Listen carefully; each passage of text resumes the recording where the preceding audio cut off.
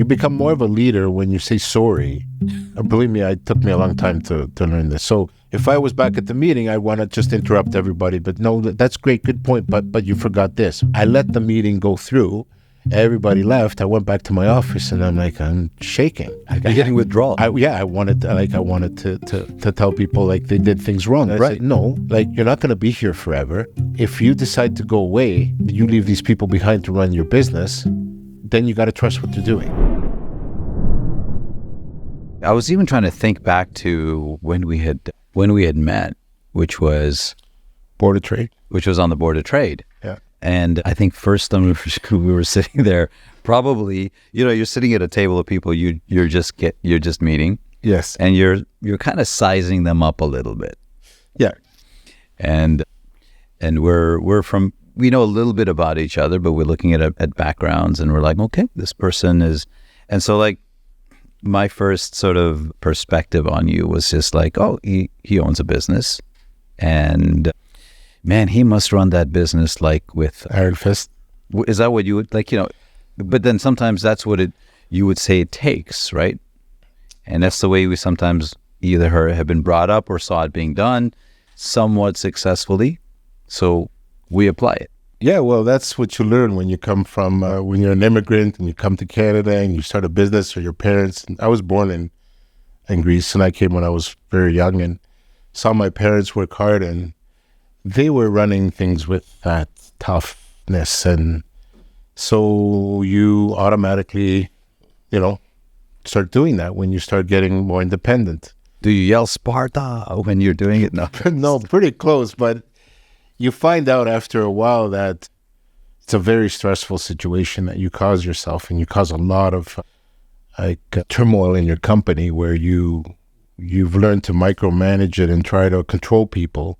Well, when you're doing this, though, it's also working to some degree, right? Like, there's always, I feel, you deal with people, I deal with people, fine. And there's always like two ways to motivate people, right? Yeah. The one that we always want is, we just wish they would do it because they want to. This is what I keep hearing, right, from leaders. Then on the other side, it's like, you notice sometimes people don't take you seriously until they're afraid you're going to do something. And that trains you almost like, okay, well, if you're not going to do it until you're afraid, then let's just always, press that button, the fear button. Right. And it's like, and so there's a level of success that you experience. You'd built a company from almost nothing, right? Right? And so if it ain't broke, why fix it? Like, it's going, it's growing, people are doing their jobs. Oh, you have to fix it, because you need clarity in your mind, also in your life. You have to adjust your life, because I used to go home stressed. I used to go home full of anger. I used to be angry at everything that was around me because of this approach. So it actually directly affects you as a leader or a business owner. And when you start to change, which is very difficult, it was not easy because it didn't happen overnight, then you start to have to open up to the point where you become vulnerable. You think you're going to get hurt, and you will, but the benefits are much more better than the actual downfalls. So, but this thing gets reinforced. Don't you find that there's this tendency, and this is a good time to ask you though, because when you're there and you start noticing, okay, so I guess this is my question, is that, okay, so this was a starting point, right? You learned that this is how to do it. It worked to some degree. Was it just one day you're like, okay, this is not working for me anymore? Because you're going home, and a lot of times when people say they use that fear as their motivator with their people, and that's their angle, yes, right? They run it with the iron fist. They are feared, because if they're not feared, it's almost like the mafia, like, it's seen as weakness. Truly, it's almost interpreted that way, or at least they think it's interpreted that, kindness is weakness, so I can't show that. I remember someone saying, my brains and my brawn is for my work and my heart is for my family, say like that. Like, if you hear this sort of thing from the old school, right? And then when we find that we're not getting the results maybe that we want, they become even more angry. They don't go the other way. That's true. So did you notice that you were becoming more and more and more? everybody's different. So Yeah. every single person, you have to realize that you can't treat everybody the same. So what you do is there's a way of getting angry at someone, or there's a way of becoming firm in your approach. Becoming firm and respectful will get you a lot more than becoming angry and disrespectful, or that yelling or getting mad. So now you have to dig even deeper, and you start to become like almost like a psychologist, where you got to figure out how you're going to deal with this person. Because I've had people where I'd have to sit back, and before I meet them, I'd have to really go into how am I going to approach this. Before, it would be bring that person into my office and I'll take care of them. Right. And it was a jerk reaction, sort of like a knee-jerk reaction, and it would never turn out well. Now, Was there some satisfaction, though, that you were getting when you did that? Yeah. I let them have it. well, yeah, you know, you always did, but eventually it would hurt you. What do you mean? Well, it'd Hurt come you. back and hurt you. They'd either leave you, and then you'd be looking for another person to fill that position, or they would actually become very despiteful and try to hurt you in your business. He steal from you, or not be truthful. So you really don't get the best out of a person when you start to do that. And believe me, I know. I've done it. It's happened to me. And if you want to go to the next level as a person, for example, me, I personally went to the next level, and I'm not talking about business-wise or financially. I'm talking about my own health. When I went to my next level of becoming healthier, looking after my mental health, looking after how I want to be treated, then I started treating my people differently. I got people that want to work for me now. I got people that enjoy working with me. I don't like to say that they work for me. I like to say that we work all together, because it's kind of like you work for me. No, that was back in the 70s when, my parents or I was running my business when I first started. You work for me. You know who I am. I'm the boss, right? No, it doesn't work like that. You have to bring out their best qualities, and you can't do that by always hammering them and bringing them. Now, you have to be firm. I understand what you're saying. There's a point where you have to not let them get away with everything, because you're the ultimate leader, and you do run the business. And that's just the word that's actually used a lot, isn't it? Getting away with it. Yes. And it's, I'm not trying to be the advocate for the other side, but that's what would be said, is that, listen, if you give them an inch, they're going to take, a foot, or whatever the saying goes. So it's like, listen, it's a zero tolerance. And that's the message, really. Ideally, is like, no, I'm not even going to let you get away with it, and if you do, there'll be this price to pay. You'll have to deal with like a reckoning, right? And that would keep everybody on the keel. But you're saying that didn't work for them, and it didn't work for you. No, there's different levels. For example, you can have 15 or 100 people working for you, and you can have 80 people that you feel confident and they're free to do what they're doing because they've proven themselves, and then you have the other people that are on zero tolerance. So there's different levels. Okay. But you can't be disrespectful, because that was the trend back then.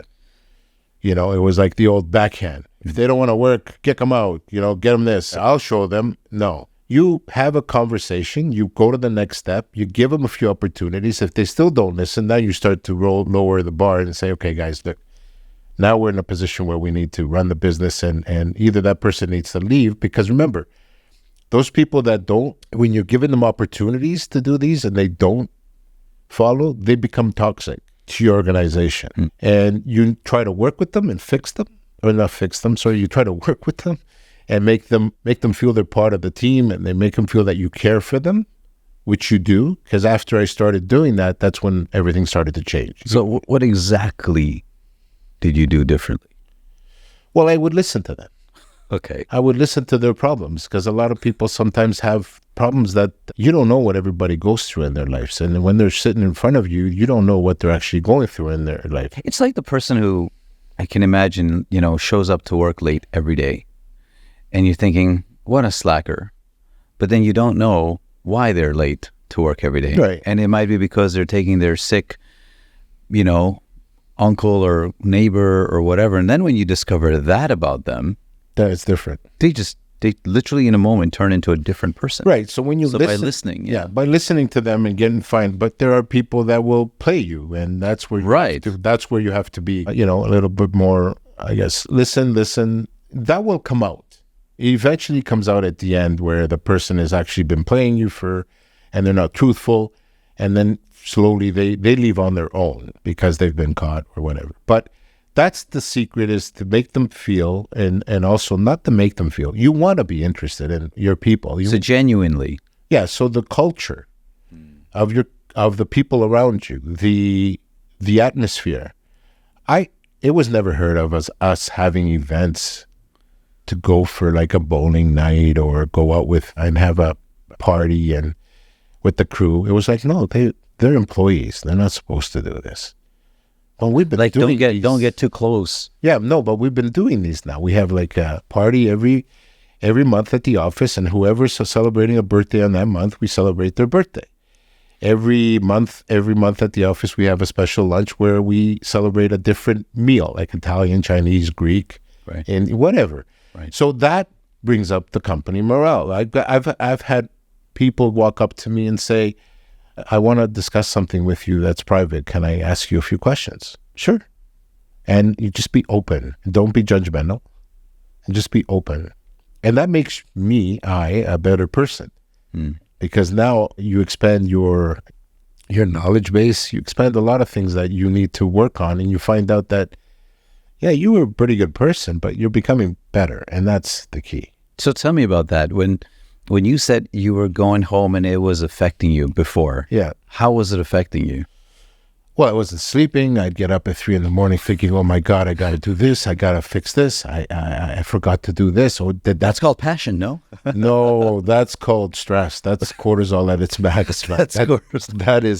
That's basically not good for your health. I was gaining weight. I wasn't eating properly. I was stressed out. I would be very emotional when at work. I would snap at people. I was inconsistent and all that, even though I thought I'm a business owner, which it's funny because now that I'm in a different mind, I don't consider myself a business owner. It's weird.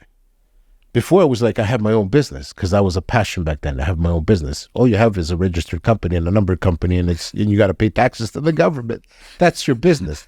When you build a corporation, you're not a business owner anymore. You become a leader. So you're not like, oh, I own my own business. You brag about it first 5 years of your life, and after that, you don't tell people you own a business. People ask you what you do, and you say, I'm okay. I run a business. Oh yeah, but before it was like, you know what I do. So your attitude totally changes as you mature. Right. So you notice stress levels were up. You're irritable. You're not feeling good, but how did you make the connection between that state and the choices you were making at work? What made you think that the two were related? Oh, because, well, first of all... Like you're home now, so why are you stressed? Well, no, there's no such thing as home. When you're a business owner, you're 24/7. Right. Yeah, especially the business I was in. Because a lot of the work we did was at night and overnight and stuff like that. So you do make the connection. Because you start to work on things you shouldn't be working on, like trying to find new people because a guy just walked out on you, or the quality of service is not there, and how do we fix it? Instead of working on business development and business things as a leader. So you start noticing, okay, this is taking a toll on you personally now, and obviously the business you want to make things better, but you're noticing this toll, and then you start formulating, you start reading, you start thinking, right? What were those first, if you go back to it, what were the first things you identified that were within your reach that you could change, that you're like, because you didn't do it all in one day. No. So where did you start? Where did you say, because change behavior with our own selves, it's the hardest thing. Yeah. You've got your ego telling you you're great, right? Especially... us still like, well, right? Like, we got a group, we got an ego. Yeah. So we got this and it's telling us we're great. And if we change it, we're almost like gaslighting ourselves. Like, no, because then your confidence could go and you don't want that to go. So where do you first think, okay, I'm going to start here. Like, how did you formulate? Obviously, you know that you need to make a change because things are not going well. Right. And then you become what I call lucky. You become very lucky in your life. You meet people, you cross paths with people that help you indirectly. What do you mean? Give me an example. Well, I met a consultant back in 2001, 2000, where this guy was a consulting for janitorial companies as myself. And I asked him to help me. And he was pointing out some of the things that were going on. And then he was making it clear for me that I need to work on these things, these personal things myself, because I was blaming everybody around me. So the consultant who you hired for business is giving you feedback on what you got to do for yourself. Yeah, he noticed that he made it clear to me that I was not focused properly. I was focused on the wrong things. As they say, if you go play poker, which you do, and you're looking for the fish at the table and you can't find it, you're probably the fish.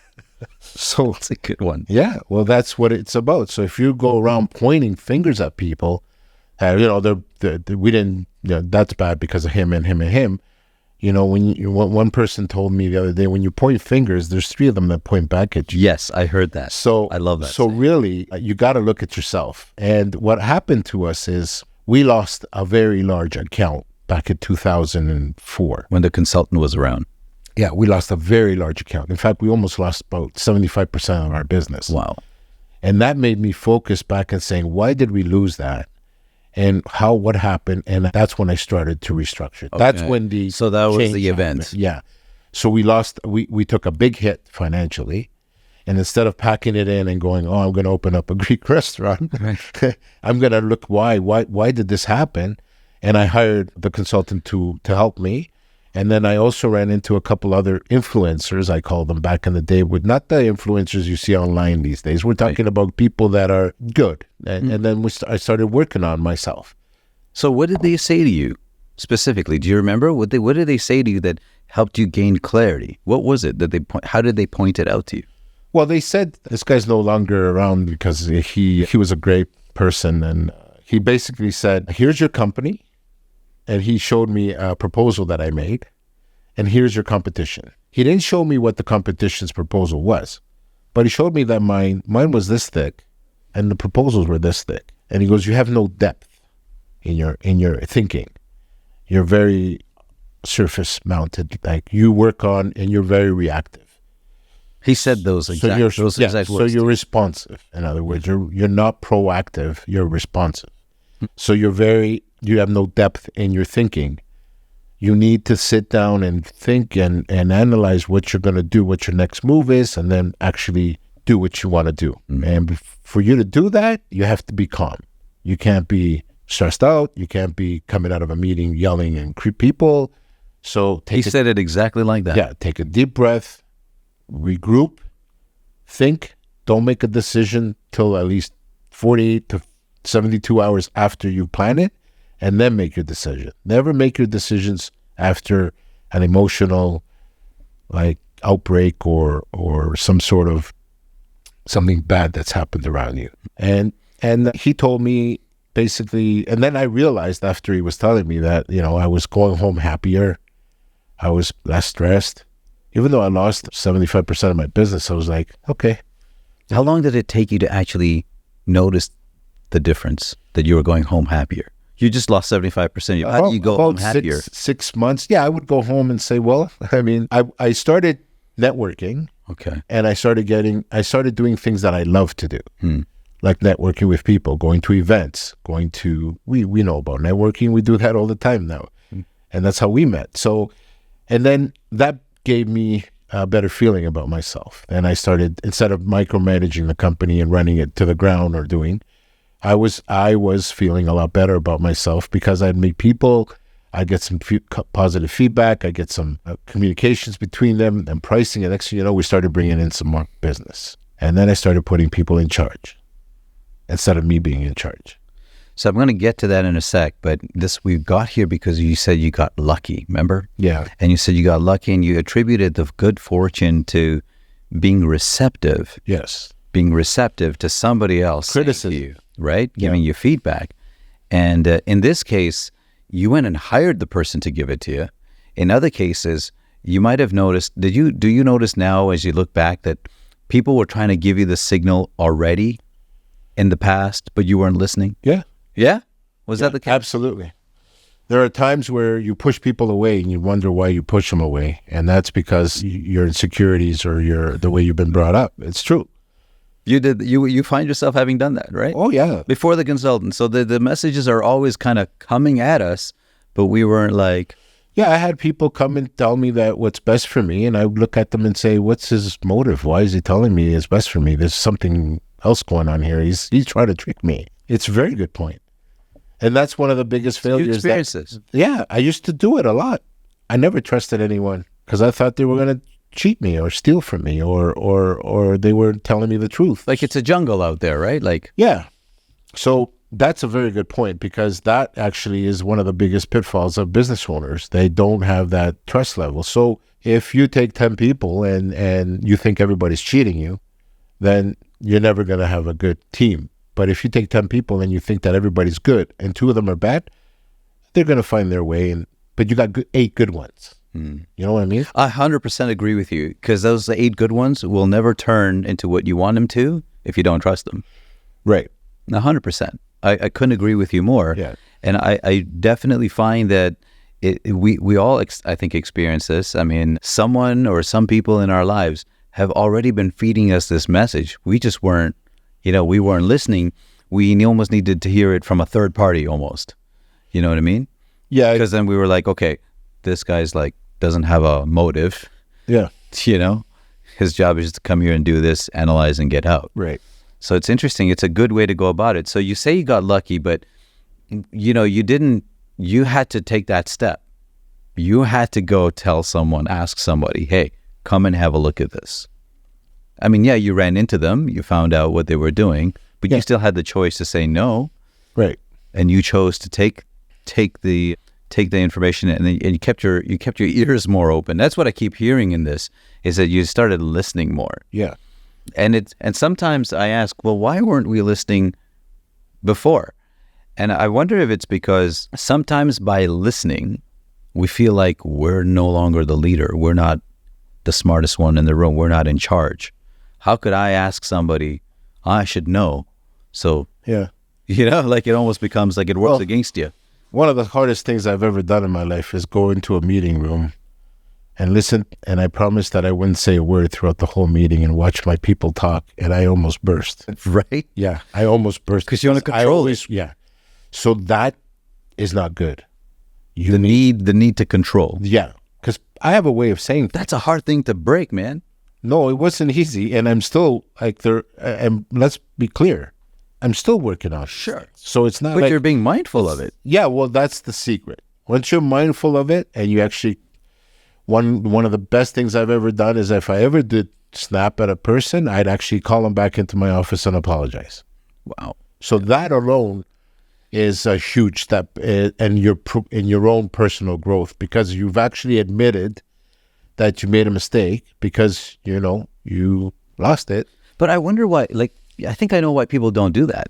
Because if they did sort of walked around and started apologizing for all the things they did wrong, they wouldn't look so perfect anymore to everyone and wouldn't be the leader anymore. Yeah. Well, it doesn't. So that's a big risk. No, it doesn't work like that. You become more of a leader when you say sorry than you do if you're, believe me, it took me a long time to learn this. So if I was back at the meeting, I want to just interrupt everybody. But no, that's great. Good point. But you forgot this. I let the meeting go through. Everybody left. I went back to my office and I'm shaking. You're getting withdrawal. I wanted to tell people like they did things wrong. And I said, no, you're not going to be here forever. If you decide to go away, you leave these people behind to run your business, then you got to trust what they're doing. So eventually found out that I was overreacting to things. Things were actually okay. It was my level that I started going over the top. And when you start doing that, you develop an uncomfortable atmosphere. And now people always look at you when you come in as, is he going to snap at me? Is he going to do this? Is he going to do... Now everybody comes... And that stifles them. You know, Well, it stifles them. it's a Yeah, distraction you in their gotta mind. free them. Like I walk through my office now, and people is, "Can I ask you something?" Yeah, sure. We have a problem over there. What do you think we should do? So the other So they thing, feel safe now. yeah. Well, the other thing I also did is I also invested in an executive coach. Right. So you have to reinvest into yourself. So I got this really, really good guy, and he did about 4 months of twice a week executive coaching. So when people come to you with a problem, you say to them, "What would you do?" Meanwhile, that's not what I want to say. I want to say, "This is What you do it. Yeah. But I'm like, "What would you do?" And I'm ready to burst again because I'm like at the point Because you where already know the answer. yeah, I do know, but I want them to come to me with solutions and say, "Look, we have this problem. Here's the solution. Here's what I think we should do. Do you think it's correct?" Then I would guide them. Instead of them coming to me and providing them the solution all the time, then they'll never become problem solvers. They'll just become just the messenger. So did you notice that the very same people who, let's just say, the previous version of you would look at and be like, they're so inept. They're not doing a good job. Yeah. The same person, Yeah. just handling them differently, all of a sudden became the problem solver? Yeah, no, I got Did you notice it? Yeah, I've got the same people working for The same people. a couple changes. Sure. But generally. But totally different mindset. So with the same crew. And they produce a lot more and they're a lot happier and we're a big family. Yeah. It's great. It doesn't always work though. What do you mean? Well, we have had people where they just, Sure. you know, the system that you build will slowly weed out the bad ones and they will leave. Right. Yeah. You just need to be patient. Yeah, it's like they call it like whatever, the 80-20 or whatever. Like it Right. won't work for everybody. But that took me a long time to learn. When you say a long time, I'm talking like 10 to 15 years. oh my gosh. I wouldn't hang with you for that long, man. Yeah, Pre-development. 10 years, bro. I'm done. I'm out. What are we at? 4? 5 years? You know, yeah, I'm just getting to know you. Thank God I know you on this side of the fence. Yeah. But no, really, that's a long time. That's a lot of loss that you probably had to go through, Yeah. right? Yeah. When you think about that time, it's amazing because when you talk about it, it sounds like it happened in like 6 months. yeah, like a short time. No, it doesn't work when it happens that fast. It's like a quick fix. It's like one of those diets you take and you say, "Look, I lost 50 pounds," and then 2 months later you're back up 50. Yeah, but not just, You have to invest and actually work on yourself from all different levels, from psychological, right, to physical, to nutrition, to everything. if you were to say to somebody, don't worry, this is only going to take 10, 15 years, right there, that's a motivation killer. Yeah, but why would I lie to them? Maybe it took me 10, 15. Someone else is going to take them 5. But every year got better. Okay. So it's not So like you're it's not like on the 15th year no, right. It was like every year was okay. Let's put it this way: if you will get 50% improvement in the first year, Okay. and then it goes half every year. For example, the next year you'll get 25. So then you start to become good at what you do, and the last 5 years of the 15, you're coasting, but you're still working. You're refining. Maybe I said too many years. Maybe it's 10 years, but it felt like 15. Well, so my reflection on that is that it's a lifelong, it's really a commitment to not like a one and done, let's get just past this phase and then we can kind of go back to how things were. This is like, you had to make a permanent. Okay, so let me explain something. This is important, what you just said. So let's say you make the change. You know, we're not perfect. We tend to go back to our old ways. Yes. So we go backwards again. And we You notice that? Yeah. Oh, yeah. That happened? That happened Like a few what? times. Give me an example. Well, you know, you're going along and then things are going well and then you have a few people that enter the company that are not like Didn't know fit. they're toxic or and I'm not blaming them. Right. And instead of you doing your professionalism and doing what you've learned the last 3 or 4 years, you go back to your old self. Okay. It's like an addiction. It's like it's like withdrawal. You go back and then you got I'm done with being a nice guy. Yeah, I'm done it. This is it. Now you flip, and then everybody in the office is like, did we just hear that from the office? Like, did he just blow a gasket? Yeah. Like, it's not like him. What happened? Oh my God, is he? So now you realize that you get into a stress mode. Things happen to you in business that really test you. Customers, clients, customers, employees, situations that really test your nerves. Right. That's when you have the little bump. Like the stock market doesn't go up. It goes everywhere and it grows or goes down. So that's what you're going to expect. There's a lot. It's not a perfect solution. There's a lot of ups and downs, but as long as you're trending upward and you realize that, we just got a blip in our radar, we got a problem. Now you start working back and going back to your basics again. So it has happened where I've gone backwards a few times in my leadership and stuff, because you just go back to what you were taught as a kid or the way you were brought up. And I'm not saying that they did a bad job. I'm just saying that was the way it was back then. Right? Right. So be prepared. You could go a little bit backwards. Yeah. And hey, you know what? Sometimes that's almost not I wouldn't say a good thing, but it kind of also helps you to almost compare, because now you know what going backwards means and looks like. Yeah. You can call it going backwards. Yeah. You reset. Right? It's a reset. It's a reset. Yeah. You understand you're going the wrong way. If your awareness, you got your antennas up and your radar up, you realize you're doing things. It's like in golf. Sometimes you're going to hit a few bad shots. You're going to get a couple of, you take your medicine, as they it's say. the other way around, actually. A few good ones. And then you get all the bad shots. Right? But it happens, right? Like you go in there thinking, hey, this is my game plan. This is what I'm going to do today. Yeah. And then all of a sudden, somewhere along the line, we lose sight of it. Well, golf is a perfect example of how life is. Because you could be playing a good round and all of a sudden have a really, really bad hole. And it tests your nerves, right? Your patience and the way you react. So you snap and start throwing clubs or breaking things. Right. That shows that you learn from your failure of, hitting a bad shot, not doing the proper thing, all the lessons that you took, whatever. Right. And you learn how to take that emotion and try to turn it around the next hole and do something better, or else you're on a downhill. So it's because it ain't going to get better if you keep going this way. Right. So when you're a new golfer, you experience these things and you fly off the handle. When you get to my age now, you learn how to deal with disappointment or being unsuccessful, like a shot that you hit that was bad. And then you learn how to know that you can turn it around on the next hole. You can actually hit a good shot. You feel good about yourself. Next thing you know, I'm back on. And you actually forget about what's happening. Now you're good. It's that reset. So what did you say to yourself then when you're in that backward moment, right? So you went backward. This is important to understand because, for me anyway, because when somebody goes backwards, you talk about it being a reset. You talk about it being like a temporary phase. Yeah. But if we're not careful, it slides and it keeps going, right? Like just like a round can turn around and it's just an utter disaster, right? And what was going well is now like wrecked. Yeah. So what do you say to yourself to then turn around again? Well, first you got to identify that you're doing it. Right. How did you do that? You realize when people around you start changing. So you have to be receptive of feelings. You can tell vibes from people.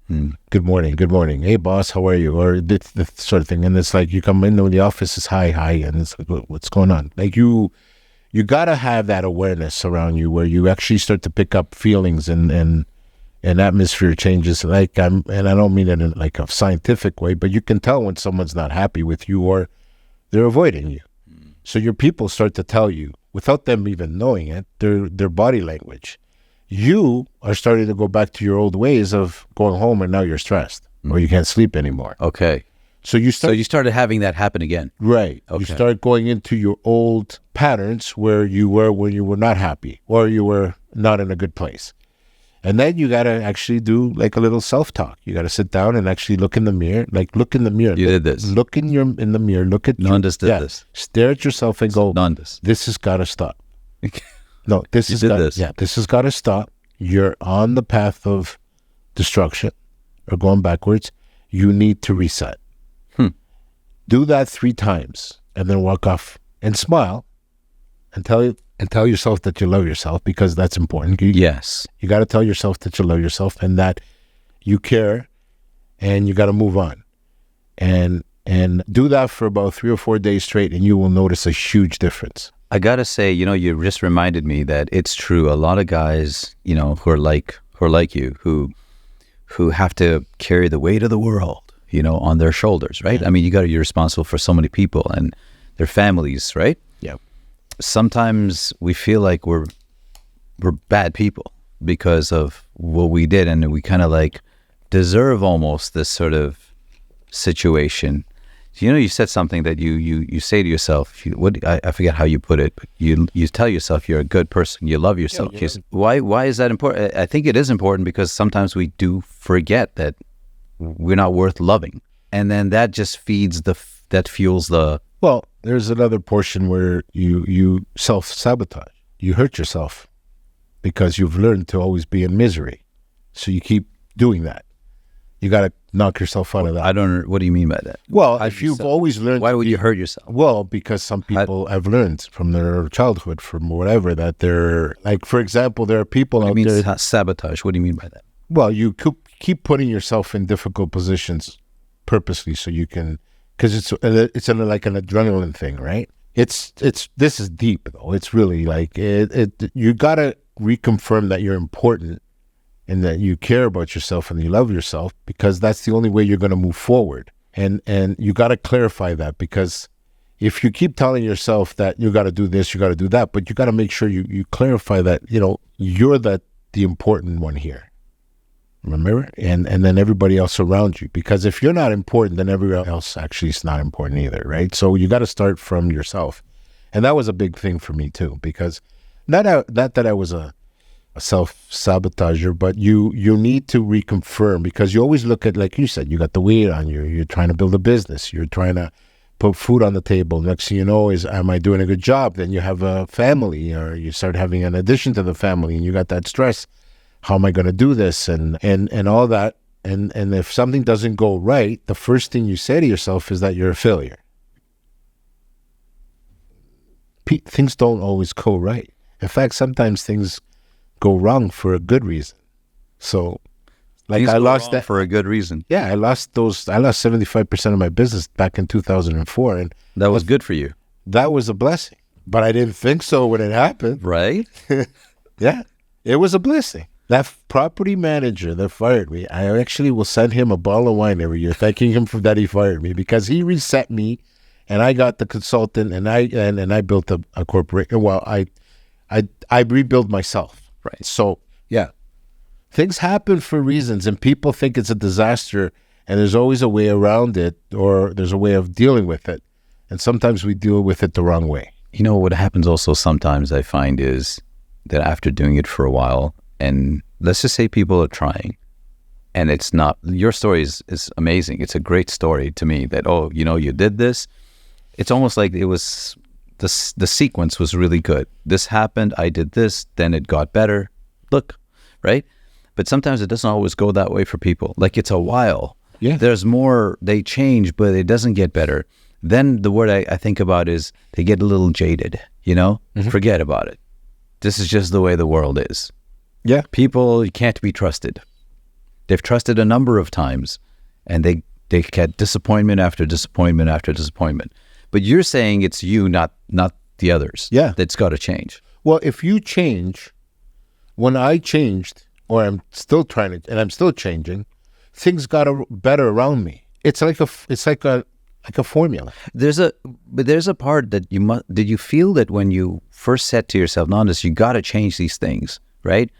Did you feel like someone's going to look upon you as like, you're doing this because you're weak, you're not a good guy, you're trying to become a better guy, so now there's a loss that's associated with that prevents you from changing. Yeah, when it first happened, I wasn't convinced.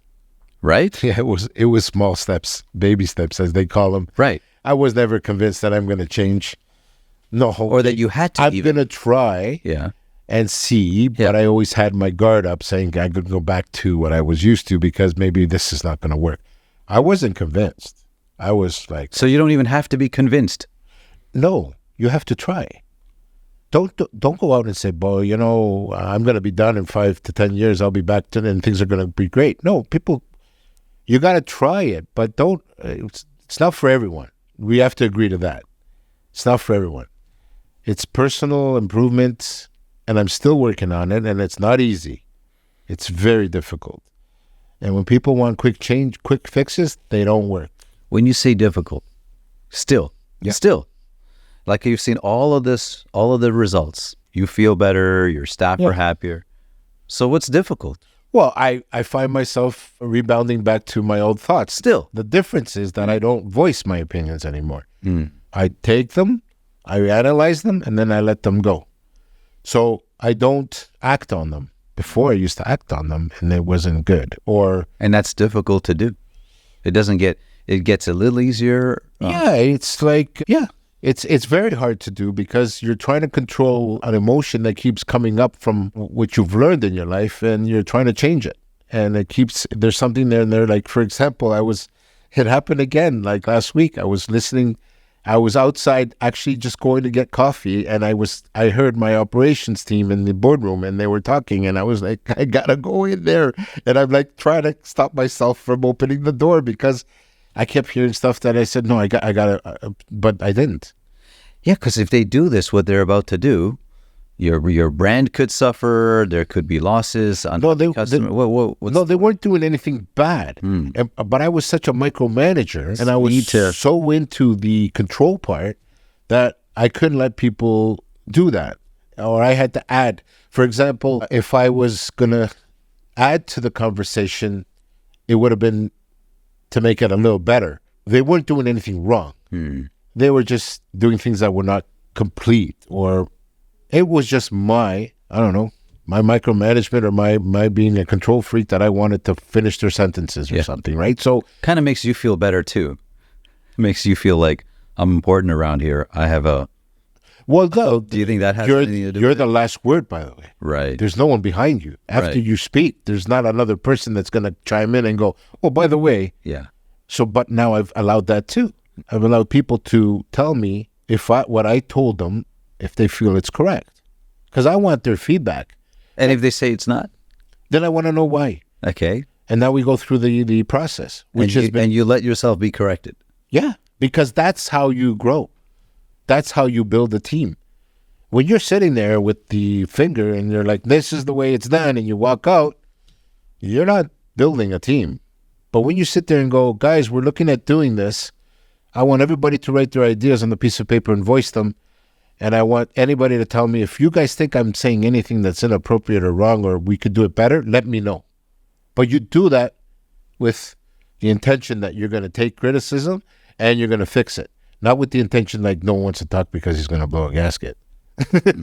So you open them up to, I have an idea. And you know what? You'll be surprised. Everybody has great ideas. You're not the only guy. You know what I say? You know what I mean? I couldn't agree with you more. Sometimes I think people forget that I always say there's 8 billion people on the planet.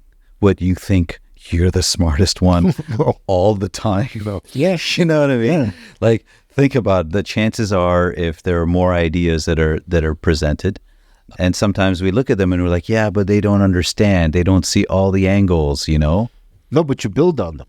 So if they bring up a point where you missed or you didn't think of, and then you go, you know what, that's a good idea, but why don't we just switch it and do it this way and change it this way? They've laid the foundation, now you're building on it. I've got great people that come up with great ideas with me, and they've helped me. And these are the same people that were there who before were not when you were doing it the other way. Yes. I think that's what I'd love to hear, is that, okay, so you took those small steps first, and the easy steps that you can take, I'm just trying to recall, is start by listening. Yes. And to listen, like there's a saying in our language, that's the reason you got 2 ears and 1 mouth. That's a good one. It should be double the amount of intake. Yeah. But not in my case. But, the fact is, though, you came up with it. And did somebody have to tell you? Like, you could discover this on your own. This is an easy place to start. After listening, then what were the next steps that you took that were the refining steps that you figured you couldn't do this unless you started with this stuff first, right? So what were the kind of the higher level things that you then started doing that were like, okay, now take this to the next level? What other risks did you take? What other kind of changes did you make? Well, obviously, when you grow up not trusting, or you now have to let your guard down, that was a risk. Because you're like, oh my God, what happens if these people they're playing me? So you always have that doubt. So you're fighting yourself, actually, all throughout this. The biggest risk I took is when I started to empower people and give them authority to do things without asking me. That was risky. But it turned out... Because there are losses that come with that. Yes, and we did have losses, but we had really good gains too. So empowering people to come up with ideas, empowering people to take control of situations. And for example, if a person calls me in the middle of the night and say, I have a problem, I'll say to them, okay, what do you think we should do? I wouldn't say, do this, do that, do this, do that. Okay, well, get the information, put it together in an email. Let's talk about it in the morning. Like, think about it overnight. So before, I used to jump in my car and go there and fix it by throwing people out or doing whatever. Like, it was pretty intense. Like, it was, because I'm like, it's my business. I can't lose this account, right? Right. Now, it doesn't mean I don't care about the account, but I told them. Right. I told them what sort of actions to take. And now, it's funny, but you might like this, but my phone doesn't ring anymore. Yeah, it's the best part. So you agree? 100%. So my phone, before I used to get like, I obviously do get a lot of emails, but I get 30, 40, 50 emails a day. Now I get 70, but I'm CC'd. I'm not the prime person to respond. So it's an FYI email. Mm-hmm. I scan it and they go on. Not that I'm going to act on it. I actually, one of the biggest things I also learned is that after I see an email, I know what to do, but I'm waiting for them to do it and I sit tight. So now I watch. So you got to patrol or kind of like scan. I used to get 30, 40 calls a day. I get maybe 10, but quality calls, right? And we have a lot of good meetings. So the communication and openness is a big risk too. But letting go was the biggest risk. When you're a micromanager or a guy that was on top of the business the way I was, letting go was the biggest risk. And still it's hard. Because I walk in the office, I see things and I'm like, just keep going to your office, don't do nothing, just head to the office. Yeah. Don't say anything. Yeah, and then I come back and it's fixed. Yes. But before I'd be, and then I'd cause a commotion or there'd be a big kerfuffle in the office. And now what do you notice now is the result on you now? How do you feel? Oh, a lot better. Are you kidding? You're golfing a lot more. Yeah, I get to go on my trips and I don't feel guilty. Like I'll go on a trip, right, and I'll leave for 5 days, and they're like, before I used to get, oh, must be nice, boss. Now it's, go enjoy yourself, have a good time, don't worry, we got you. That's what you want. That's what everybody wants. That's the success in a business. Right. It's not the money, it's the way it runs and the way, and one guy told me this, and actually he's a very, very smart guy. Had a lot of businesses in Toronto. He said to me, a successful business is one that you can step away with and it'll still run. Any owner out there, if you can walk out of your business on Monday morning and don't come back for a week and make sure that it was like you never left. Or better, that's a successful business. 100%. That's the secret. So that's your goal now, right? That becomes the goal. We're very close to that. Yeah. I mean, I do take time off and I do go on my trips, which I enjoy because, we've worked hard and everything, but I have total confidence in my crew. And I might get the odd message when I'm gone. Very, like, sorry to bother you, but this happened. What do you think? And then text back and it's done. So huge difference. Before I'd be going on vacation, but that wasn't a vacation. I'd be on my phone and on my laptop all day because I'd be worried about if I got back, if my business is still there. So, right. Yeah.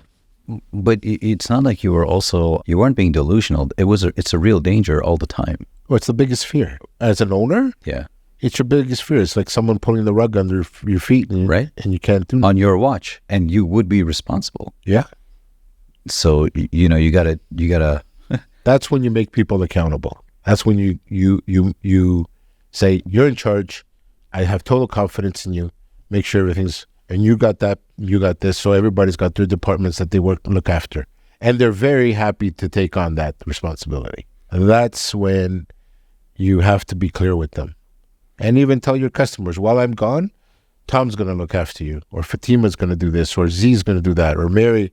So you have backup, because a lot of people get accustomed to seeing me all the time. Now it's like I'll go to a building or I'll go to an account and it's like, hey, nice of you to join us. Hey, Your crew's great. Yeah, they're taking they're like care they of don't us. want to almost don't want to deal with you No, anymore. no, let's have a coffee. They're happy to see me, but they don't want to talk about what we used to talk about in the Right. past. And then I would say I just came by to make sure everything's fine and just want to do. And if they have any issues, they do it in a nice way. Like, hey, you know what? Everything's good, but can you correct this and talk about this? And you know what? Though I already told you guys, they're looking after it. Just wanted you to know that. Don't worry, I know because I've been CC'd on everything, but. Right. So it's a great feeling to have that you're going around and you're working with, you're doing customer relations and you're doing stuff like that. That's important. Would you call yourself lucky about this, or would you say that you had to do some things here when you hand stuff off to people? Usually it's a team, right? Yeah. Okay. Then, but they're not working together as well. They butt heads. Yeah. That happens. Whereas when it was you, there was no headbutting because there's a respect for you, right? But they don't see each other in the same light as they saw you. So when a request comes in or whatever, can you do this? Can you do that? It doesn't get handled with the same level of urgency, say, because it wasn't you who said it. Right. So did you notice that when you started letting go? And it creates huge dysfunction in the team. No, it does. And that's why you have your weekly meetings and go back and go, okay, how was this handled and why? Right. And I always say this in my office, and you're going to laugh. I said, guys, I opened up a business. I didn't open up a daycare, so I'm not in charge of you guys. Like, I'm not going to babysit you guys. You got to get along. And if you can't, then we're going to move you around. Like, you're not going home, but maybe you'll work with someone else. But you got to get along. This is not a daycare. I got a large amount of toilet paper and hand towel in the back. I don't have diapers. So basically, it has happened where people don't get along. And we've had these meetings where there's like, I'll put them together in a meeting room and I will say, talk. Sort it out. Yeah. And I'm here. I'm the referee. And then they're best friends. Yeah. So it just needs clarity. I think there's a lot of misunderstanding. Well, what are they supposed to do? What am I supposed to do? Okay, now for the final risk, the final fear, and this has to be something that's on many people's minds, is that after you've built them, they're a good team now, they don't need you anymore. You see the risk? Yeah, I know you're going there. Come on. Yeah. It's a real risk. Well, and then you're out. Oh, no. Like, you mean in your business or they go somewhere else? They could. This is a reason why I have heard from owners, this is why you don't build people. Because if you build them to a certain level, they'll simply just take your idea, hook up with a couple other people in your company, and it happens. And poof, they go to your customers and they take away your business, and you're not worried about that, right? Because that becomes the fear the other way, that there you are. They could look at you and be like, yeah, we don't need this guy anymore. Well, yeah, something? It is a fear. It is a fear. Actually, it's happened to us a few times. There you go. Yeah, so it's not like we're immune from it. I think everybody is. But there's a little formula that can counteract that. Okay. And the way it is when you build people, you also have to compensate them properly. So as long as your market value and above, by offering them the culture, What do you mean offering them the culture? The culture of your business, the atmosphere, the events that you do for the staff, they all take that into, like, we also did something that cleaning business don't do. I mean, cleaning businesses that are unionized, right? But we started offering benefits to our cleaners. So we're making a lot less, but we're securing the people. That's one way of eliminating the thought of them going on their own, which they can. And if it happens, it happens. It's part of business. Are you going to lose all your business? Well, don't put all your eggs in one basket. You shouldn't have more than 10% no client should be more than 10% of your sales, or else you're up for a big surprise. It happened to me 15 years ago or 20 years ago. Everyone could say it's happened to them at least once. Yeah, it happened to me. I had like 75% of my business was one client that I lost. And that was huge. So basically, I think that's a fear that people have, is being replaced. Everybody's replaceable. So you're already going in there knowing this. Oh yeah, no, I'm talking about you, like you being replaced. Well, I could be replaced I could, but I'm pretty confident that the relationships that I've built with my clients. I've had I've had employees leave and try to take over my business, and I've had clients call me and say, "Hey, this guy's not up to anything good." And then we would do like more like a damage control and go out and visit all the clients and make sure that everything is okay. So we haven't really gotten hit hard that way. It could happen, but I don't really have a solution because people change, right?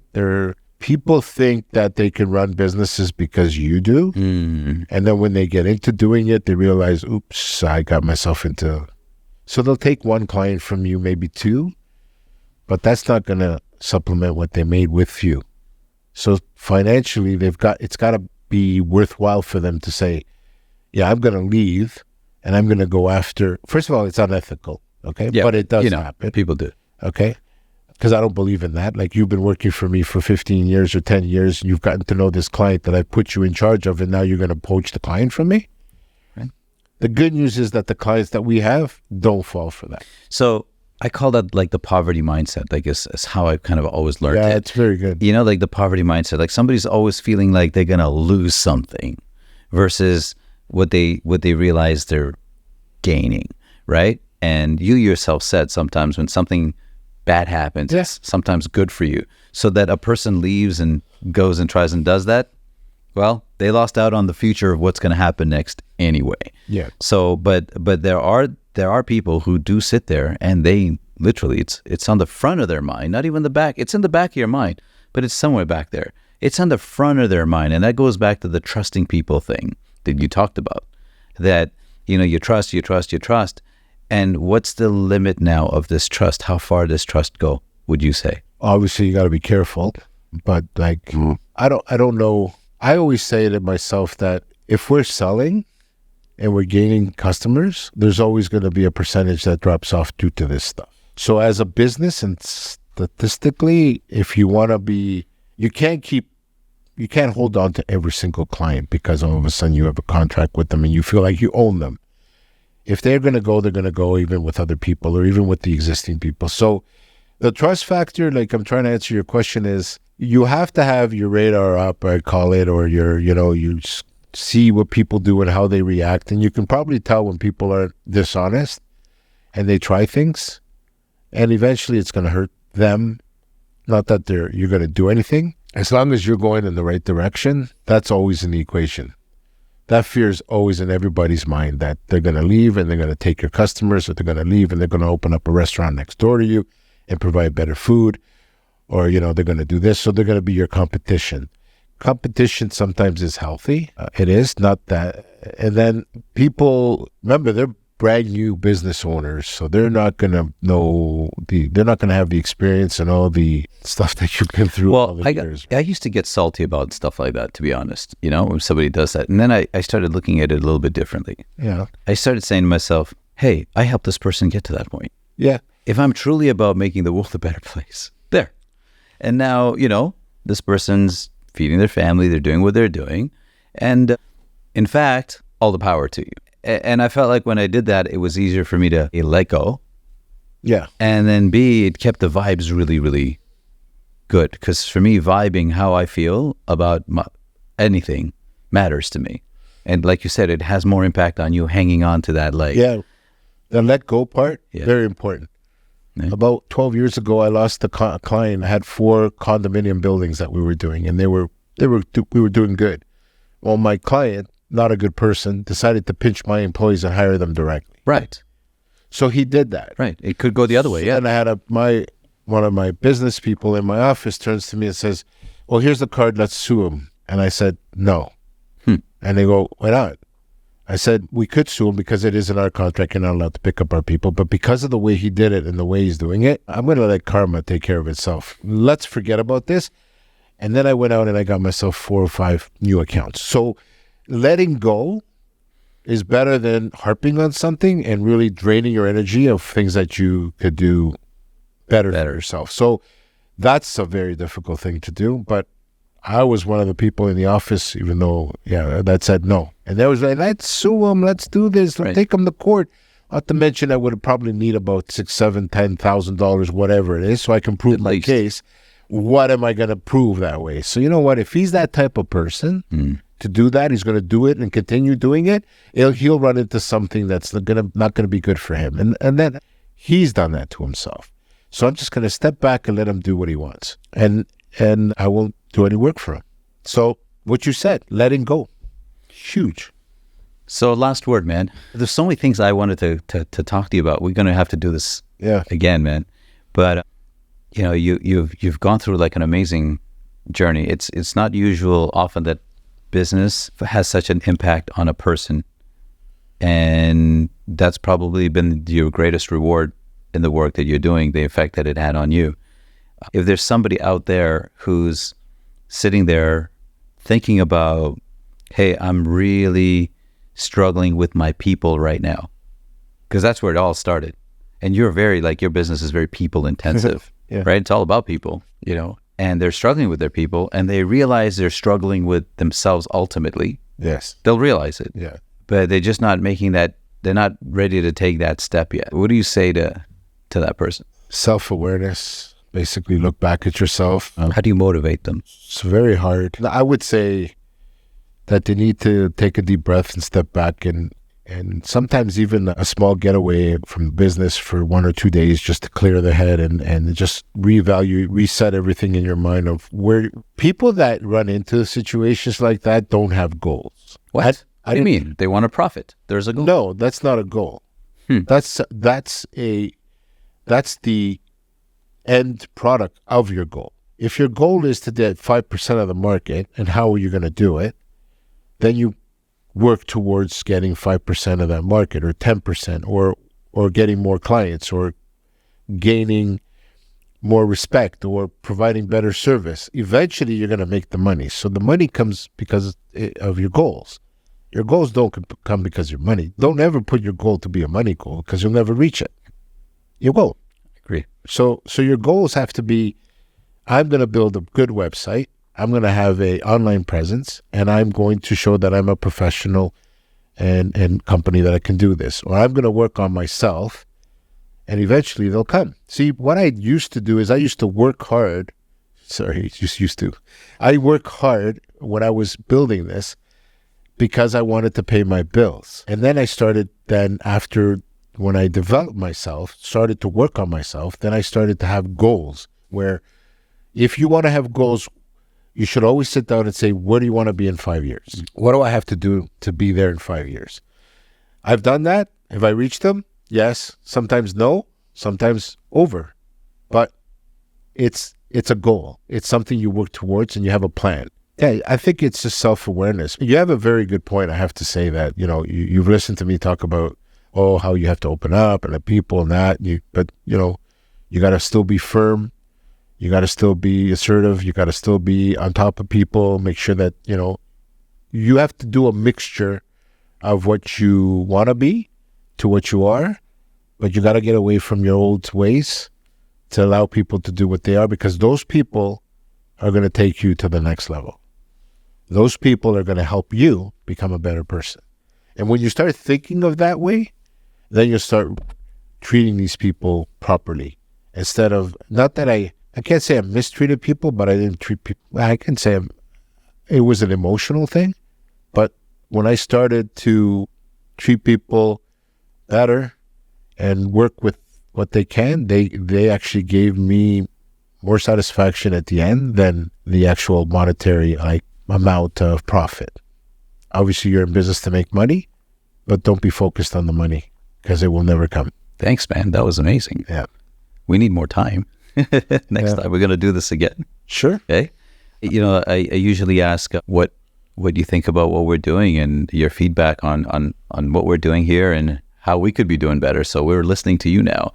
Tell us about how your experience has been like. And well, I was really nervous. I know you've been trying to nail me down to do this for the last year and a half, I think. And I was like, oh no, I don't want to go talk. I don't want to talk. But I finally did it, and I almost tried to get out of this one too. I think I've listened to a few of them, and I like the way you approach things, and I think that it's smart what you're doing, and you're allowing people to tell their story, which people they don't share. I don't share these stories, by the way. I don't go around telling people how I built. It's not easy to I do just this. tell people that, yeah, we're successful, we're doing well, whatever. But I think you're doing a great thing and a great service, and people listen to these podcasts will learn a lot about how things are done. These are things that you will not learn in a university. These are things you will not learn at school. These are what they call the university of the sidewalk. Is where you learn when you're walking the sidewalk to become a better person. These are things that you're sharing information with people. You're sharing people's stories that you can't put a value on. So good for you. We couldn't do it if you weren't willing to share. That's what I always find. So thank you Yeah, my pleasure. for your contribution.